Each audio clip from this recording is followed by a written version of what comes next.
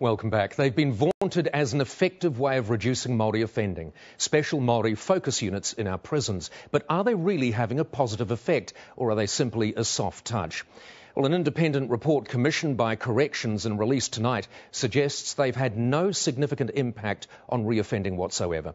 In a minute, we'll talk to Maori Affairs Minister Peter Sharples, but first, an inside look at one of the units at Rimutaka Prison, where, as Donna Marie Lever discovered, they've been claiming huge success.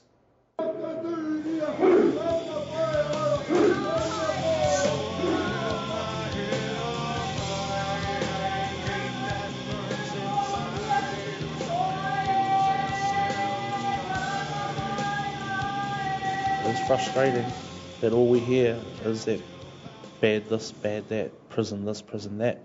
And yeah, it is quite frustrating because we do save lives.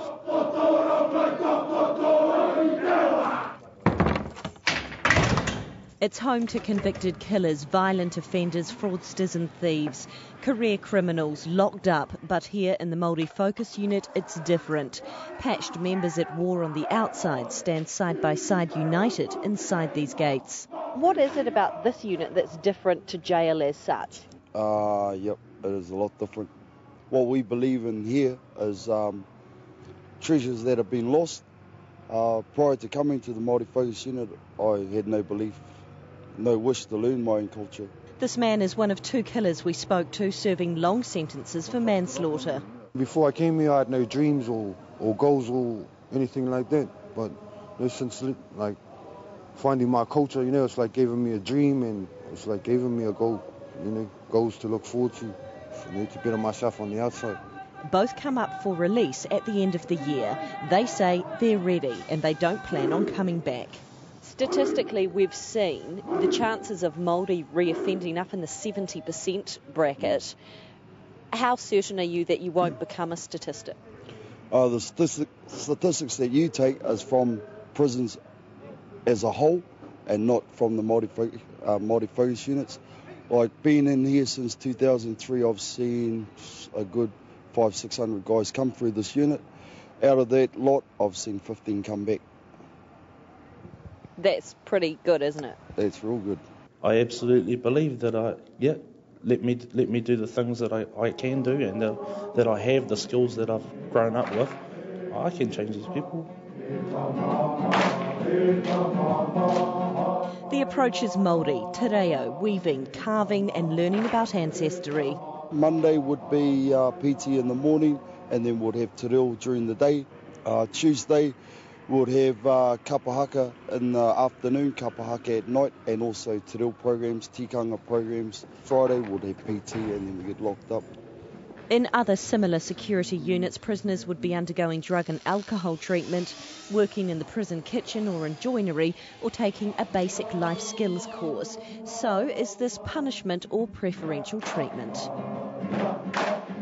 It's very structured, it's very disciplined, but done in a way that they actually can understand from within. It's not something that's forced on them. I started thinking of my victims. I started thinking of my family, is this what I'm going to be doing all my life, or is there another path I can take? And there was hope, there was hope for me. Maynard Whitcliffe's been clean for 2 years, a recidivist violent criminal who tells us he's now reformed, and he's a past pupil of the Maori Focus Unit. It changed me in a lot of ways, really, with the spiritual journey I'm on. It helped me deal with a lot of issues, pride issues. But his prison life didn't start out that way. I went in there with an attitude, and the atmosphere and the influences there were so strong that I ended up getting involved in a prison stabbing, which led me to serve another 2.5, 3 years on top of the lag that I was serving. Access to drugs and all that, which was in the other units, but the Maori Focus Unit, it's got none of that. And you don't have to be Māori to go in. I've had European Pakeha men in here who have Māori wives and children who go to Kurikaupapa or kohanga reo, and they want to be able to relate to their family when they get out, so they ask to come in. When this guy gets out, it will be the first time he sees the real world since he was a teenager. You know, like studying social working and stuff like that to help troublesome youth. Yeah. So yeah, it's prepared me that way.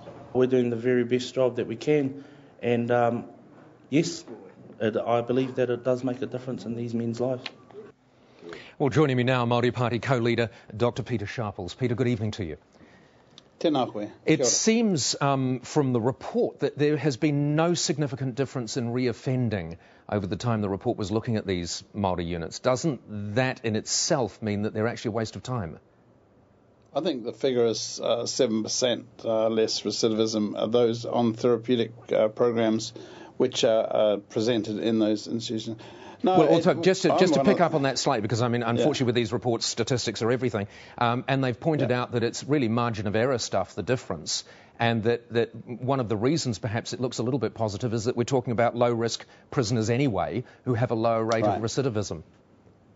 Well, I've released this report tonight, and Paul, I was one of the designers of this project about 15 years ago, and we created this option to try it out. And you can see, like, the gangs not fighting and working together, that it's got a lot of positives. But there are so many things which mitigate against getting maximum results. And part of it is the fact that it is actually tied to the main prison system about who goes in, how long they go, what part of their leg. People that don't want to be there are there, and so you don't have the full control in terms of programs. All right, but this is at the core of this, though, Peter, isn't it? Because I mean, what you want to see ultimately is effectively a separate Maori prison system, isn't it? What I want to see is a controlled system where you can actually, and it's about people's safety. People go in there, they've committed rape. If they're not treated, they come out. Who knows? They could commit it again. But it is a separate Maori penal institution that you want to see. Well, these ones are, but the one that we're designing the next time could be open to anybody. But it's directed to each individual inmate and put them on a trail of education, healing, and recidivism, and like sort of community rehabilitation, all those things. All right. The key is, though, it's focused on Māori, run by Māori, with the involvement of whānau. This is the new model that you are proposing.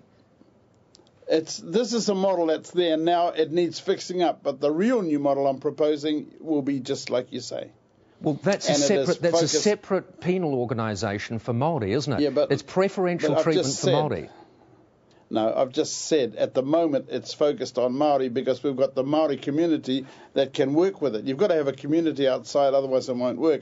But ultimately, these things will be so successful, they'll be set up all over the place for Pakeha, Māori, whatever. How do you know they'll be so successful, Peter? I don't want to appear negative, but looking at the report on these units that you have at the moment, they are not successful because surely the whole point of it is it's not touchy-feely, it's recidivism. It's not touchy-feely. I've told you why they don't work, because you don't have control over who goes in, how long they're there, the work preparation before they go in, and what happens when they go out and they've got no support structures. And those are the things this other one will have.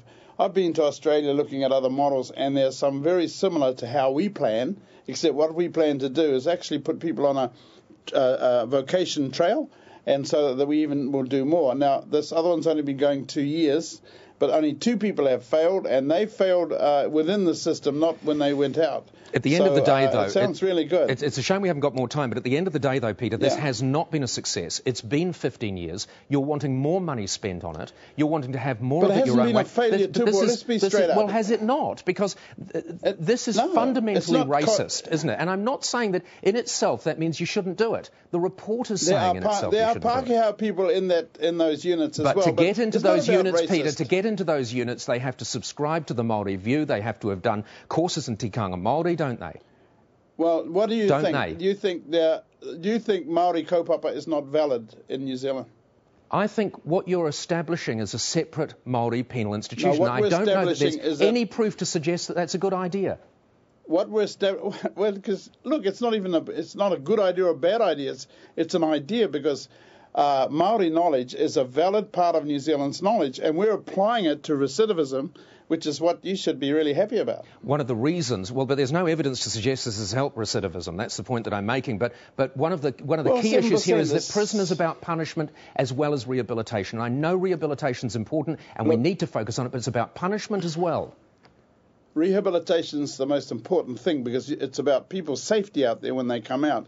And if you don't rehabilitate people, then they're likely to offend again and go back inside. You know, so that people's concern, a major concern people have is that a European commits a crime and they are punished in a different way than if a Maori commits a crime. That is what you are aiming for. No, not at all. Not at all. In fact, I've just told you, Paul, that the centres we're going to set up will take Pakeha, Maori, Chinese, Samoan, whatever. But at the moment, we're starting with Maori because we've got a Maori community out there willing to participate. All right. Dr. Peter Sharples, thank you very much for joining us this evening.